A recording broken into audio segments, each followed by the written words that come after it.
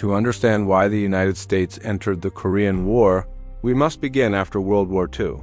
The war ended in 1945, leaving much of the world devastated and unstable. Two new superpowers emerged from the ruins, the United States and the Soviet Union. Both nations had very different political and economic systems. The United States promoted democracy and capitalism. The Soviet Union supported communism and one-party rule. Each side feared the global spread of the other's ideology. This tension became known as the Cold War. It was called a Cold War because the superpowers avoided direct combat. Instead, they competed through influence, military strength, and proxy wars. Asia quickly became one of the most important regions in this struggle. Korea was one such place where global tension focused sharply. Before World War II, Korea had been occupied by Japan. Japan ruled Korea harshly for more than 30 years. When Japan surrendered in 1945, Korea was suddenly free. However, Korea was not prepared for independence.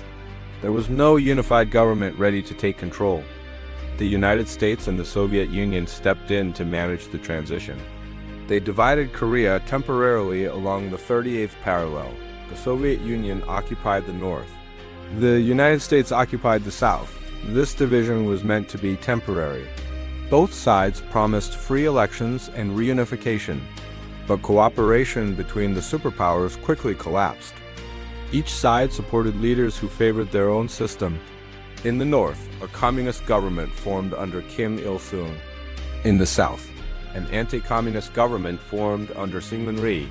Both leaders claimed to be the rightful ruler of all Korea.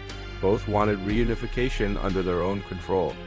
The division of Korea became permanent in practice. Two separate states emerged with opposing ideologies. The border between them became tense and unstable. Meanwhile, the United States grew increasingly worried about communism. China had just fallen to communists in 1949. Eastern Europe was already under Soviet influence. American leaders feared a domino effect. They believed that if one country fell to communism, others would follow. This fear shaped U.S. foreign policy. The United States adopted a strategy known as containment. Containment aimed to stop the spread of communism anywhere in the world. Korea became a critical test of this strategy. Although the U.S. had limited forces in South Korea, it supported the government politically. American leaders did not expect a full-scale war. They believed the division would remain tense but stable. That assumption would soon prove dangerously wrong. On June 25, 1950, the situation exploded. North Korean forces crossed the 38th parallel. They launched a massive invasion of South Korea. Tanks, artillery, and infantry moved south rapidly. South Korean forces were overwhelmed. Within days, Seoul fell to the invaders. The Korean War had begun, and the United States now faced a critical decision: whether to intervene or risk the spread of communism in Asia. When North Korea invaded the South, the United States saw more than a regional conflict. American leaders viewed the invasion through the lens of the Cold War. They believed the attack was not only North Korean aggression. They suspected it was encouraged by the Soviet Union. At the time, the Soviet Union and North Korea were close allies. Kim Il-sung had received Soviet weapons, training, and support. For U.S. policymakers, this raised alarming concerns. If the invasion succeeded, it would strengthen communism in Asia. The fall of South Korea could trigger a chain reaction. Japan, still recovering from World War II, could be threatened next. Southeast Asia might follow. This fear reinforced the domino theory. President Harry Truman believed American credibility was at stake. If the United States failed to respond, allies might lose faith in U.S. protection. Containment would be weakened globally. Truman also worried about domestic political consequences. After the communist victory in China, critics accused him of being soft on communism. Another loss in Asia could be politically devastating. Truman quickly decided that inaction was not an option. However, he wanted to avoid starting a wider war with the Soviet Union. He looked for international legitimacy before sending troops. The United Nations provided that opportunity. At the time, the Soviet Union was boycotting the UN Security Council. They were protesting the UN's refusal to recognize Communist China. Because of this boycott, the Soviets could not veto UN actions. The Security Council condemned North Korea's invasion. It called on member states to assist South Korea. This resolution gave the United States legal and political cover. Truman framed the war as a UN police action. This avoided the need for a formal declaration of war by Congress. American forces would fight under the UN flag. Despite this, the United States supplied the majority of troops and resources. The decision to intervene was made quickly. Within days, U.S. air and naval forces were committed. Ground troops followed soon after. The first American units were poorly prepared. They were undertrained and under-equipped. Many had been stationed in Japan for occupation duties. Early encounters with North Korean forces were disastrous. U.S. troops were pushed back repeatedly. Yet the intervention slowed the invasion. It bought time for reinforcements to arrive. The United States also mobilized its industrial and military power. Weapons, supplies, and troops poured into the region. American commanders hoped to stop the collapse of South Korea. The initial goal was defensive, not conquest. Truman did not intend to reunify Korea by force at this stage. He wanted to restore the pre-war border. This cautious approach reflected fear of escalation. Direct conflict with the Soviet Union could mean nuclear war. The United States still had nuclear weapons, but their use was unthinkable. Keeping the war limited was a top priority. Nevertheless, the U.S. commitment quickly deepened. The war escalated as both sides hardened their positions. What began as an emergency response became a full-scale conflict. The United States was now fully involved in the Korean War. Its soldiers would soon face one of the most challenging wars in American history. After committing troops, the United States faced immediate military disaster. North Korean forces were experienced, disciplined, and well-equipped. They pushed U.S. and South Korean troops to the southern tip of the peninsula. By August 1950, UN forces were trapped in a small defensive area. This area became known as the Pusan Perimeter. If this final line collapsed, South Korea would fall completely. American commanders realized drastic action was required. General Douglas MacArthur was placed in charge of UN forces. MacArthur was a famous and controversial military leader. He believed bold strategy could reverse the situation. Instead of reinforcing the front, he planned a risky amphibious landing. The target was the port city of Incheon. Incheon was far behind enemy lines. Its harbor had extreme tides and narrow channels. Most experts considered an invasion there impossible. MacArthur believed surprise would compensate for the danger. In September 1950, UN forces launched the Incheon landing. The operation was a stunning success. North Korean supply lines were cut. Seoul was liberated within weeks. Enemy forces collapsed and retreated northward. Suddenly, the war changed direction. What began as a defensive struggle became an offensive campaign. American and UN forces pushed north toward the 38th parallel. At this point, the original goal had been achieved. South Korea was no longer in immediate danger. A critical decision now faced U.S. leadership. Should the war end at the original border? Or should North Korea be eliminated entirely? MacArthur strongly favored total victory. He argued that communism must be crushed in Korea. President Truman was more cautious. He feared provoking China or the Soviet Union. Despite these concerns, UN forces crossed the 38th parallel. The mission shifted toward reunifying Korea under Southern control. Troops advanced rapidly toward the Chinese border. Confidence grew that the war would soon be over. Warnings from China were largely ignored. Chinese leaders feared hostile forces near their border. They saw the UN advance as a direct threat. In late 1950, Chinese forces entered the war secretly. Hundreds of thousands crossed into North Korea. They launched massive surprise attacks. UN forces were caught off guard. American troops faced intense cold and overwhelming numbers. The retreat was sudden and chaotic. Seoul was lost again. The war entered a new and dangerous phase. The United States now faced not just North Korea, it was fighting Chinese forces as well. The conflict expanded beyond original expectations. Yet Truman refused to widen the war further. He rejected using nuclear weapons. This decision created tension with General MacArthur. MacArthur publicly criticized Truman's restraint. He called for expanding the war into China. This challenged civilian control of the military. In 1951, Truman removed MacArthur from command. The decision shocked the American public. It reaffirmed the principle that the military answers to elected leaders.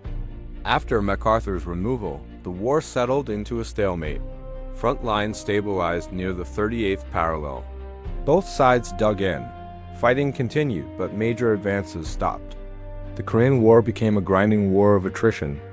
American involvement continued for 2 more years.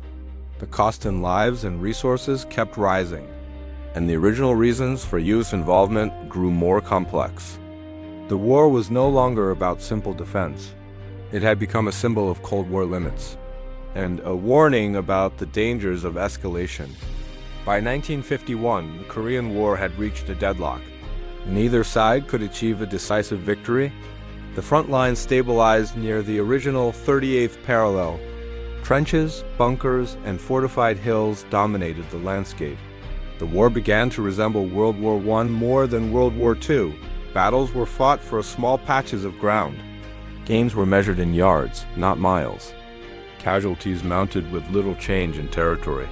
For American soldiers, the fighting was exhausting and relentless. Harsh winters and rugged terrain made conditions worse. Despite the stalemate, neither side was willing to withdraw. Political pressure pushed the war forward.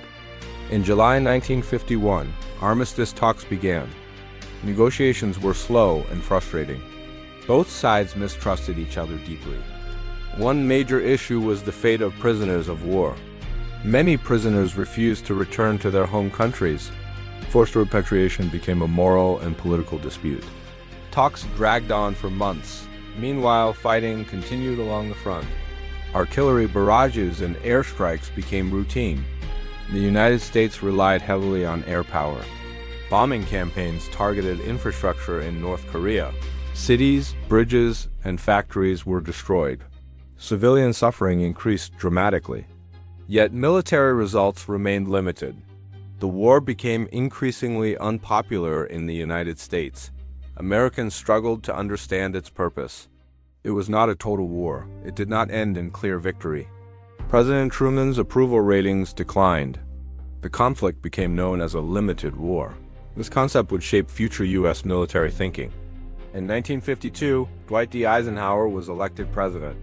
He promised to bring the war to an end. Eisenhower visited Korea as president-elect. He sought to understand conditions on the ground. Behind the scenes, pressure increased on all sides. China and North Korea faced severe economic strain. The Soviet Union also reconsidered its position. After Joseph Stalin's death in 1953, Soviet policy shifted. Support for prolonging the war weakened. Negotiations accelerated. On July 27, 1953, an armistice was signed. The fighting officially stopped. However, no peace treaty was ever concluded. Technically, the war never ended. A demilitarized zone was established between North and South Korea. This zone still exists today. Millions of Korean families were permanently divided. The peninsula remained split into 2 hostile states. For the United States, the consequences were profound. The war confirmed the policy of containment. It demonstrated America's willingness to fight limited wars. Defense spending increased permanently. U.S. troops remained stationed in Asia. The war strengthened military alliances. NATO and U.S. commitments abroad expanded. The conflict also set a precedent. Future wars would be fought without declarations. Presidents would wield greater military power. The Korean War shaped Cold War strategy for decades. Yet it remained overshadowed by other conflicts. It became known as the Forgotten War. Despite this, its impact was lasting. Tensions on the Korean peninsula remain unresolved. American involvement continues to influence global politics. The war showed the dangers of escalation and the difficulty of achieving peace in a divided world. Although the guns fell silent in 1953, the Korean War never truly ended. No peace treaty was ever signed between the opposing sides. The Korean peninsula remains divided to this day. North Korea and South Korea are still technically at war. The demilitarized zone is one of the most heavily guarded borders on Earth. This reality is a direct legacy of American involvement. For the United States, the war reshaped foreign policy. It marked the first major armed conflict of the Cold War. The United States learned that containment required military force. Communism would be challenged wherever it appeared to expand. This lesson influenced U.S. actions around the world. It shaped decisions in Vietnam, the Middle East, and Europe. The Korean War also changed how America fought wars. Limited war became the new model. Victory was no longer defined by total surrender. Political restraint became as important as military success. Civilian leaders tightly controlled military objectives. Nuclear weapons were deliberately kept out of combat. This restraint prevented a wider global war. At the same time, it prolonged the conflict. The war exposed the cost of unclear goals. American soldiers fought and died without a decisive outcome. Public support eroded over time. This pattern would repeat in later conflicts. The Korean War also expanded presidential power. Presidents increasingly sent troops without congressional declarations. This shifted the balance of authority in American government. Defense spending remained permanently high after the war. A global network of U.S. military bases expanded. Alliances in Asia became central to U.S. strategy. South Korea eventually emerged as a major economic power. This outcome validated long-term American commitment. North Korea, however, became isolated and authoritarian. Its nuclear ambitions continued to threaten stability.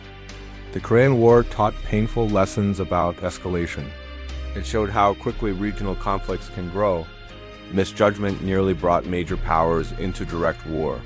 The conflict revealed the dangers of underestimating adversaries. China's intervention shocked U.S. planners. It reshaped assumptions about Asian geopolitics. The war also left deep scars on Korea itself. Millions were killed or displaced. Cities and villages were destroyed repeatedly. Families were separated for generations. These human costs are often overlooked. The Korean War is remembered less than other wars. Yet its influence is everywhere. It defined Cold War boundaries. It shaped modern American warfare. It established patterns still used today. Every U.S. intervention since carries its lessons. The war reminds us that limited conflicts can have unlimited consequences. It shows that unresolved wars do not disappear. They linger, shaping politics and lives long after the fighting stops. The Korean War may be called forgotten, but its legacy remains alive, and its lessons continue to warn future generations.